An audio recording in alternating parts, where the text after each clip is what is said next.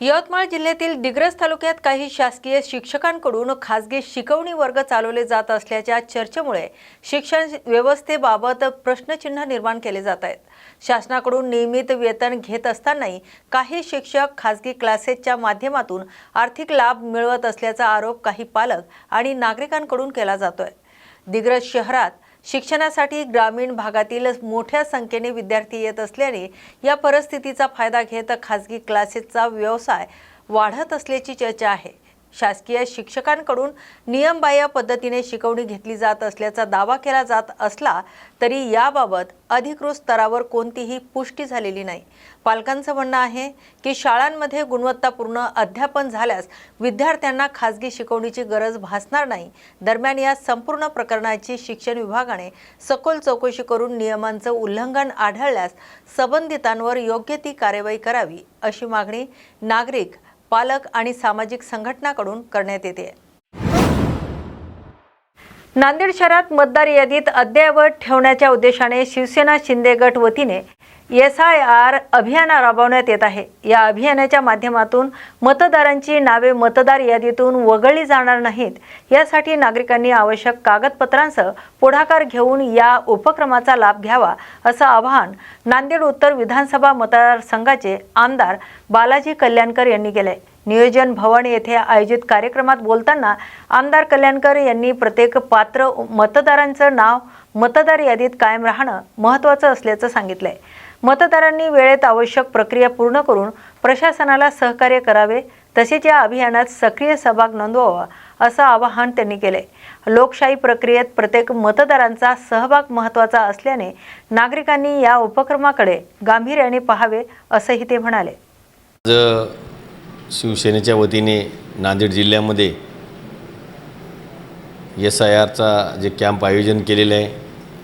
आज मी 15 दिवस झालं गल्लीत बूथ वाईज केंद्र वाईज या मार्फत जे आज सगळीकडेच शिवसेना मार्फत SIRचं कॅम्पचं आयोजन केलेलं आहे। मला सर्वांना मतदार बांधवांना विनंती करायची की आपण कॅम्पवर येऊन केंद्रावर येऊन मतदान नोंद करून घ्यावी।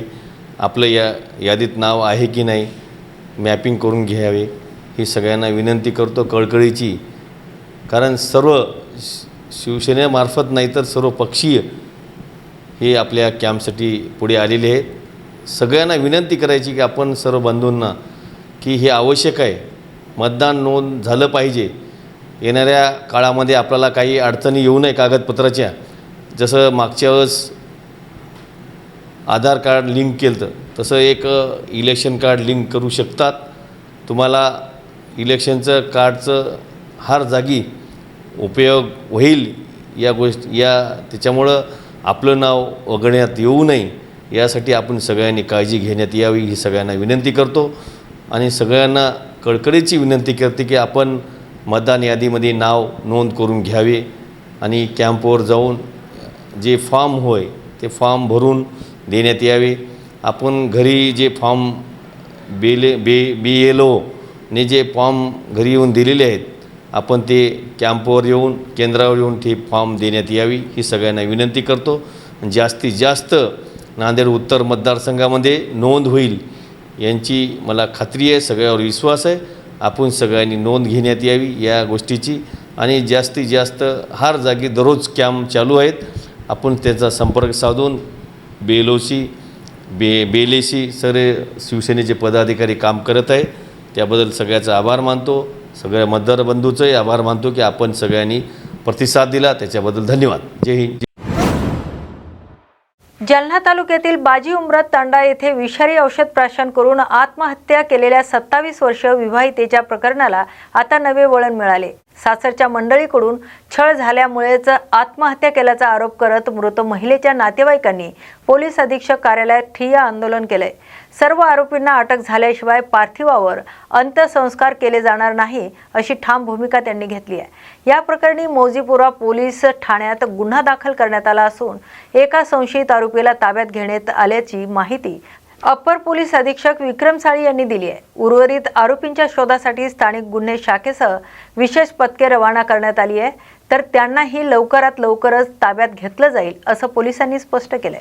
2 वाजता आज तिसरा दिवस आज तिसरा दिवस आहे. बरं, आता पोलीस तरी आरोपी आता एसपी एसपी सरांना भेटलो. एसपी सर फक्त आश्वासन देतात, होईल होईल होईल. कधी होईल? LCBच्या टीम पाठवल्या, आमच्या टीम पाठवल्यात, पण काही विशेष हे नाही, रिस्पॉन्स एवढा मिळाला. आता काय भूमिका आहे तुमची मग शेवट? आता भूमिका एकच आहे, इथं न्याय मिळाला तर चालेल, ठीक आहे ना, तर आम्ही आयुक्ताला जाणार आहे. आणि आमची तिथे बी नाही न्याय भेटला तर आम्ही शेवटी पुढच्या पायरी चढूच. तोपर्यंत तुम्ही मृतदेहाला हात लावणार नाही आम्हाला न्याय भेटल्याशिवाय. जोपर्यंत जिद्द होती ती आपली मुलगी होती. काय नाव आहे तुमचं? माझं नाव श्याम परसराम राठोड, मी मुलगीचा भाऊ. काय सांगाल, आज एसपी ऑफिसला काही नागरिक आले होते, काय प्रकरण काय? पोलीस स्टेशन मौजपुरीला जो काल एक गुन्हा दाखल आहे, एका विवाहित महिलेनं विष प्राशन करून आत्महत्या केल्या, त्याबाबत आम्ही टोटल 7 आरोपींच्या वरती गुन्हे दाखल केलेले आहेत आत्महत्येस प्रवृत्त करणे आणि इतर कलमाद्वारे. त्यामध्ये एक आरोपी विवाहितेचा जो नवरा आहे त्याला आम्ही अटक केलेली आहे. बाकीच्या आरोपींना अटक करण्यासाठी आमचे LCBचे पथक, मौजपुरी पोलीस स्टेशनचे पथक, SDPO अशा सगळ्यांचे आम्ही पथक तयार करून पाठवलेले आहेत आणि तपास चालू आहे.